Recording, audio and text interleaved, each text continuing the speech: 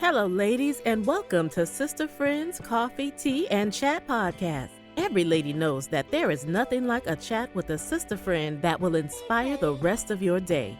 So get your coffee or your tea, pull up a chair, phone your bestie, and tell them Sister Friends Coffee, Tea, and Chat podcast is on the air. Now, welcome your host, our sister friend, Teresa Houston.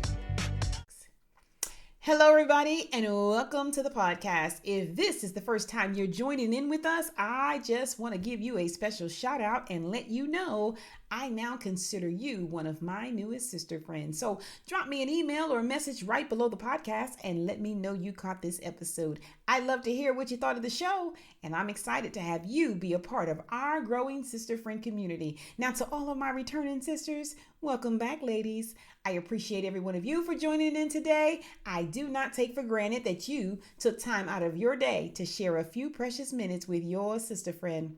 I hope you have your tea or your coffee or whatever it is you really like to drink, because today we are going to be talking about capacity limits. Somebody needs to tell somebody today, I have reached capacity. And for those of you who do not know, this podcast is actually a spinoff of my blog. This is where I give voice to the things I write. My blog is called I Wish Somebody Would Have Told Me That, and I wish somebody would have told me how to recognize my capacity limits. Most of us generally have the ability to analyze when something has reached its capacity. There is only so much something or someone can take in before it succumbs to capacity overload. If I gave you an empty glass and began pouring into it, it would be obvious to you when the glass reached its capacity. If you went to opening night of a popular movie, you could clearly recognize when the occupancy rate had reached capacity. Get on any city bus in the middle of rush hour traffic, and the shoulder-to-shoulder people will undoubtedly help you to determine it has reached capacity.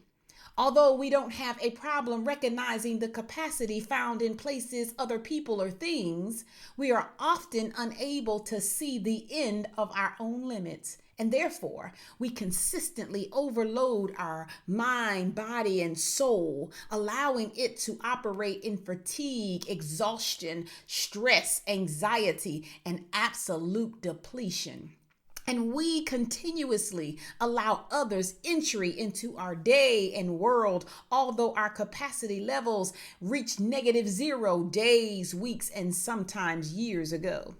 Capacity limits are too often violated by people who claim to love us dearly but do not have the ability or the wisdom to see our limits.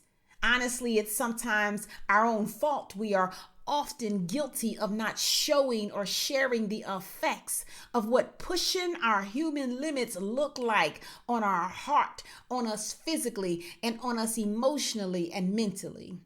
Exceeding capacity always results in second order effects. Someone or something will be susceptible to potential damage or destruction when we are not careful. Have you ever put too much gas in your car's gas tank and it begins to back up, spewing the gas to the ground? Like gas, people don't care about what it means to you to ask for too much, push too much, or require too much. And there are others who will never care about your capacity. That's your distractors, your non-supporters, your leechers, dream killers, and the like. Meanwhile, on any given week, you are mother, teacher, counselor, mediator, friend, comforter, wife or girlfriend, sister, minister, and doctor. And sometimes you have been all of that to the same person. You typically solve more problems by lunch than most do all week. You also have a stressful and demanding, albeit rewarding job, but it too stretches and pulls you emotionally, mentally, and physically. Your time to replenish, restore, and refresh is never in proportion to the constant withdrawal of energy, effort, or emotion expended. Remind yourself that you are not Jesus the Christ. Though we're all striving to be better, you have to know, observe, and respect capacity limits. Your heart simply cannot take one more lie when it's at capacity.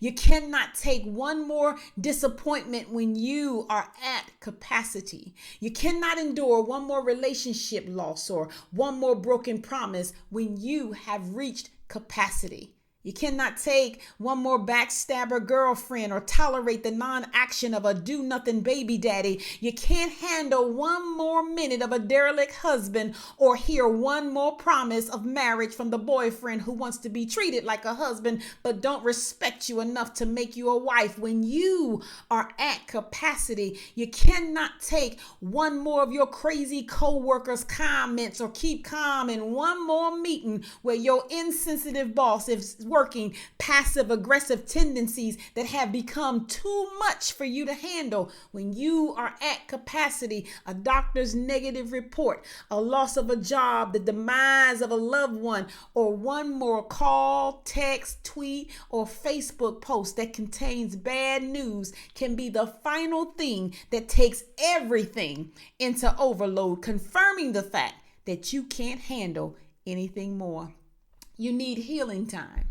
You need to distance yourself from people or places that have no respect for your limits. Find a place of solace to refresh, rebuild, and refocus. Be okay with no, not now, can't do, I'm sorry, and unfortunately being added to your vocabulary, especially when you know that one more ask will be one ask too many. Find ways to maintain equilibrium in your world. And for those who have no wisdom to recognize the humanity in you that needs time and space to make room for more before taking on more. Stop accommodating people's insensitivity and ignorance. Establish rules for yourself that covers your most delicate organ, your heart. Your heart needs you to recognize when all you are requiring it to process pushes you to the door of capacity. Honor you, because only you know when you are one step from where the overage turns into snap, crackle, and pop. Don't live on Capacity Limit Boulevard or Almost Enough Avenue. It's not your place to produce at your optimum, and it's not fair to your temple. Love you enough to allow your current levels of capacity room to breathe, proper space to operate, and sufficient room to grow. That is my wisdom for today. I hope it blesses you, and I hope you share this podcast with someone that you know so that they can be blessed too. Join us next time on Sister Friends Coffee, Tea, and Chat podcast. My friends, they call me T. And I want you to know that if words were hugs, well, then you'd be feeling one right about now. Be blessed, sisters, and never miss an opportunity to uplift another sister.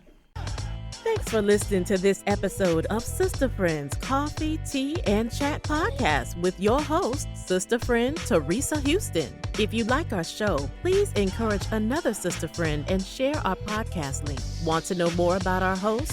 Check out www.teresahouston.com. We absolutely love hearing from our sister friends. Feel free to email us at sisterfriendschat@yahoo.com. Until next time, be blessed, sisters.